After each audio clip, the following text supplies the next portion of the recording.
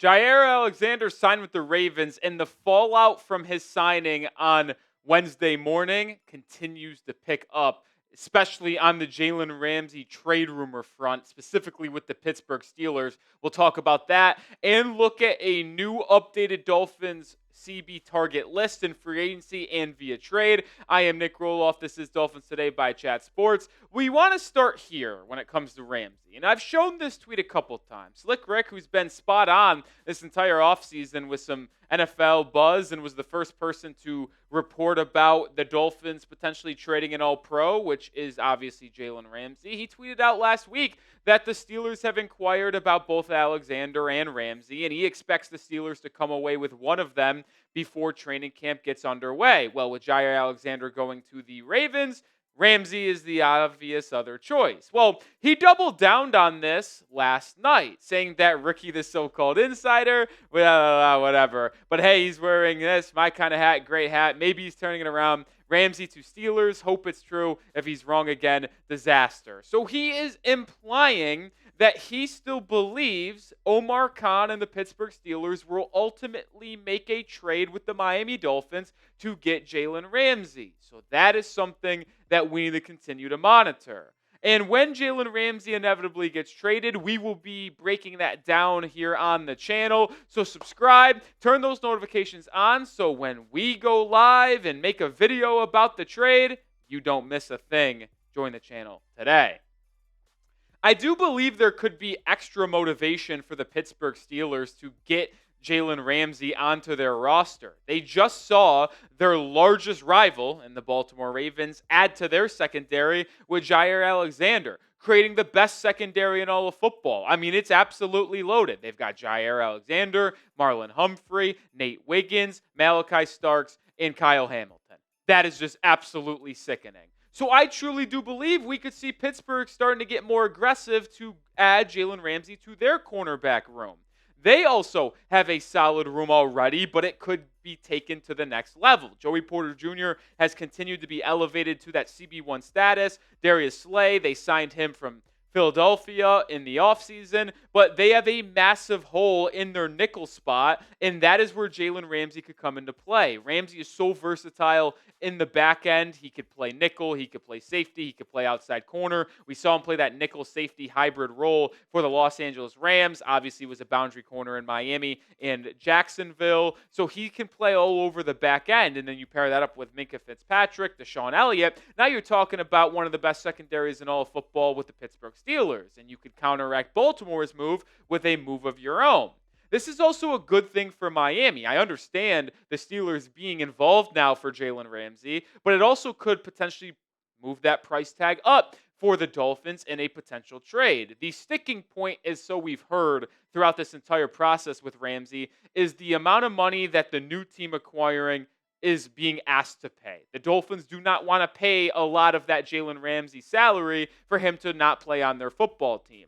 So that is the tough kind of part of negotiations here. How many of these, or how much money are these other teams paying? And then you have to factor in what type of draft capital the Dolphins are getting back. Like, you could get a maybe third or fourth round pick if the Dolphins pay most of the salary.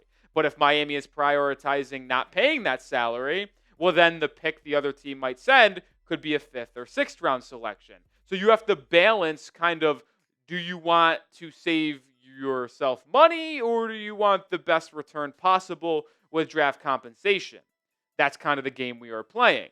But when it comes to the Pittsburgh Steelers, I still would have them number 2 on my Ramsey destination list. And this is just my personal belief. I do not have any sources. This is how I would rank the likelihood of Ramsey spots. I think the Los Angeles Rams remain number 1. I've been saying that Los Angeles is the most likely outcome for the past month and a half now because of his connection with McVay and how those kind of people in the Rams organization have spoken so highly of Jalen Ramsey over the past month and a half or so. I would put Pittsburgh number 2 due to their kind of aggressiveness and their need for a nickel corner. And then I would put the team that lost Jaire Alexander and the Green Bay Packers at number 3. They desperately need to replace. I think I saw them at minicamp trying out Bo Melton at corner. You didn't know Bo Melton was a wide receiver from Rutgers. So yeah, they're in a bad way for a corner right now. But one common denominator with all three of those teams, by the way, all three are trying to win now. Los Angeles is trying to prioritize and capitalize on the last couple of years of Matthew Stafford as a member of the Los Angeles Rams. The Steelers just signed Aaron Rodgers, and they have a aging defense that is still very, very good, but they might want to try to win now in the AFC. And then the Packers. The NFC is a weaker conference. There's no doubt about that compared to the AFC. You only got to get past the Lions and Eagles. And the AFC, it's like 3 or 4 or 5 teams. So maybe the Packers think that if they add Ramsey, they can really start to be competitive again to potentially make it to the Super Bowl. So I think those 3 teams make the most sense for Jalen Ramsey. So predict this for me. We usually ask where do you think Jalen Ramsey will be traded. What will the return be for Ramsey?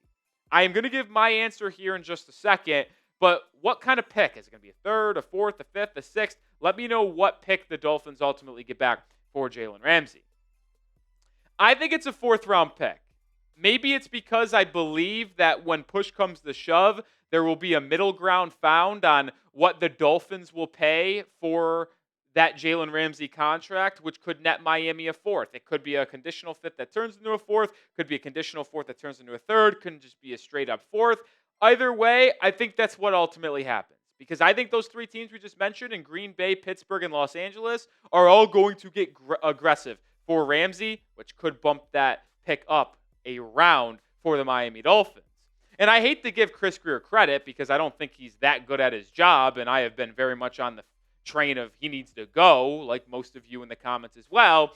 But Chris Grier dragging this out longer and longer towards training camp may ultimately earn a larger return for the Miami Dolphins because the truth is deadlines create pressure.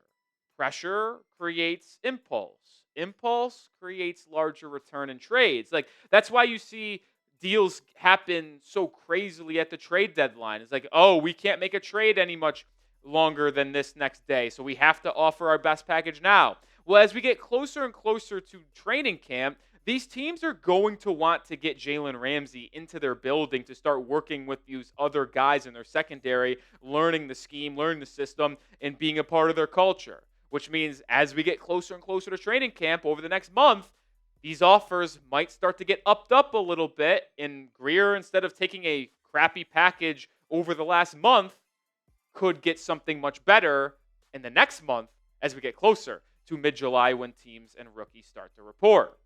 All right, coming up in just 1 second, we're going to take a look at some updated Dolphins cornerback targets on the trade market and in free agency after Jaire Alexander is now with the Ravens. But I got to show some love to our sponsor on today's show, and that is Mando, the whole-body deodorant that I trust to make sure I'm smelling right. And with their new product that controls sweat in the hot summer, it makes it even better for me. Have you ever stepped outside and felt like you're instantly drenched in sweat? It's like no matter what you do, it does not stop. And trust me, I'm living in Dallas, Texas. This time of year, it is every time I step outside. If you've been struggling with the heat and humidity like I have, great news coming.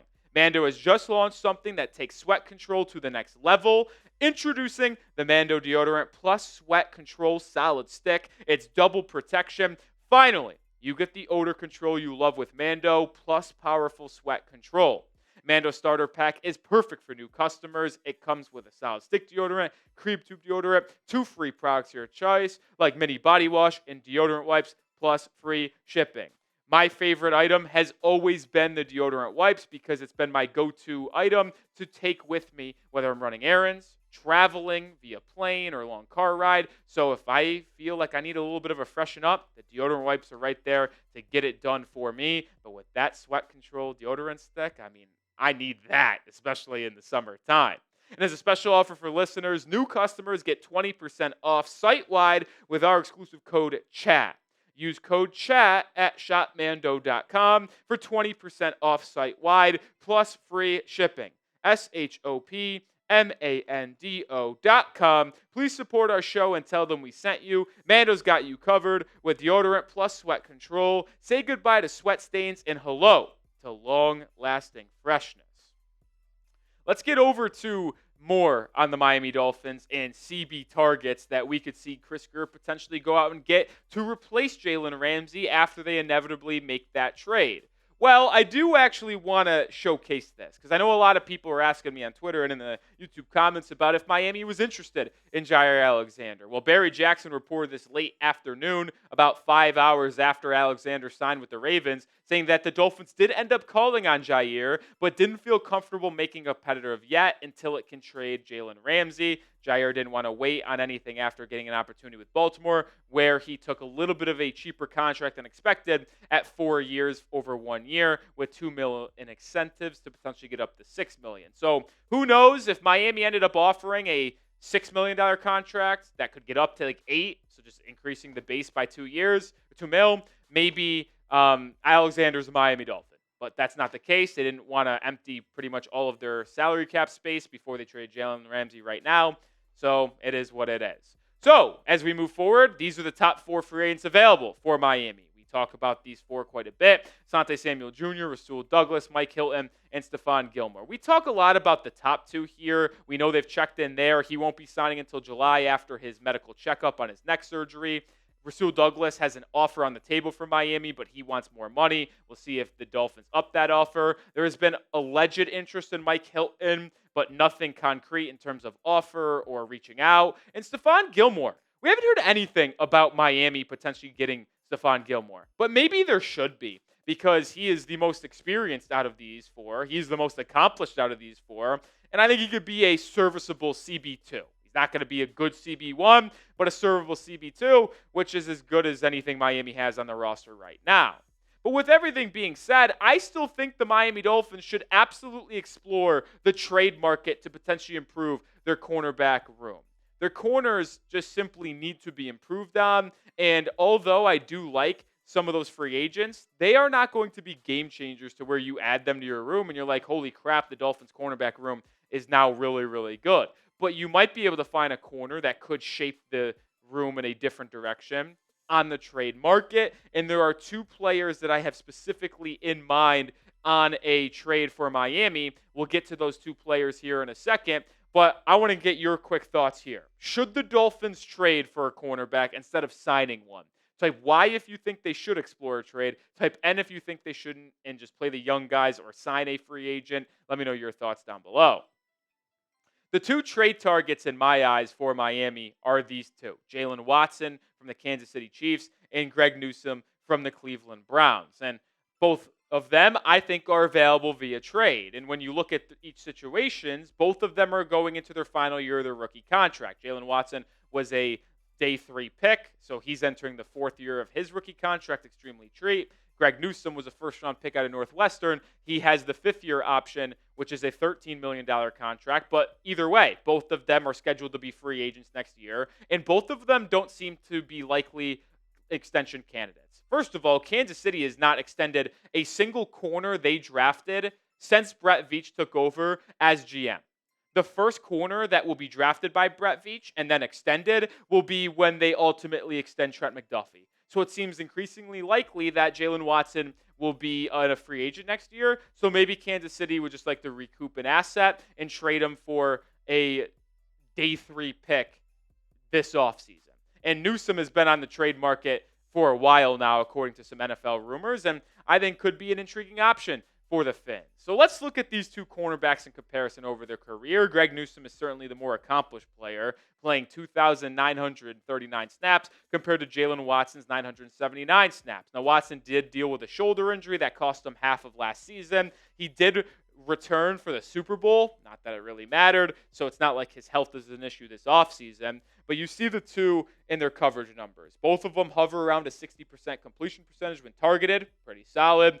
Both of them don't really give up big plays. Under 12 yards per catch for each of them is solid. You see there Newsome doesn't give up a lot of touchdowns, which has been very impressive from him. I mean, he has 2,000 more snaps than Jalen Watson and has only given up 1 more touchdown. Both of them don't really have a knack for taking the ball away, but also live in the mid-90s of QB rating when targeted. I think both of them are really solid options that are not like elite corners by any stretch of the imagination, but are probably at this point low-end CB1s, high-end CB2s. Like, both of them are in the top 40 of NFL cornerbacks in my book.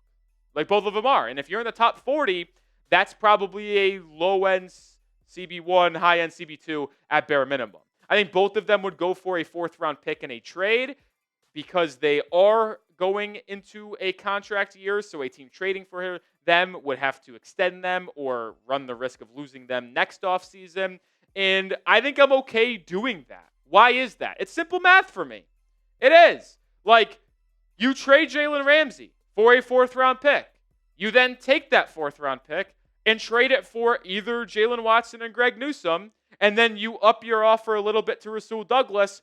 Boom, what a cornerback room. Like, you can go from Cam Smith, Storm Duck, and Kader Kohou as your projected 3 starting corners to one of Jalen Watson, Greg Newsome, Rasul Douglas, Kader Kohou, with Storm Duck, Cam Smith, and then Jason Marshall Jr. as your 3 depth pieces on your 53-man roster. You go from one of the worst cornerback rooms in the NFL, if not the worst, to, I'm not going to say it's the best, but it's probably around league average, somewhere between 16 and 20. And that's a pretty big jump up. You pair that up with your projected really good front 7, and now you're talking about a top 10, top 5 potential defense on your hands under Anthony Weaver, who I'm really high on. I know it's not simple, and these things are very complicated, but parlay here.